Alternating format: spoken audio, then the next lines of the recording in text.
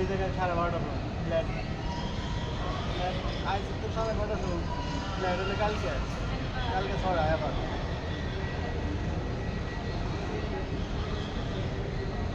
আটটার সময় ডাইরেক্ট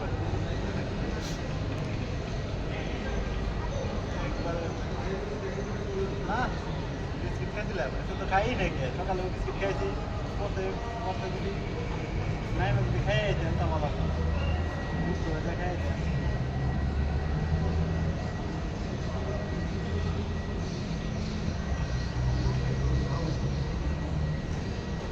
আছে বাংলা আরও ছয়জন আছে আমরা একই সাথে আইছি সিঙ্গাপুর অনেক খেয়েছি তবে আমাকে 7 জনের এই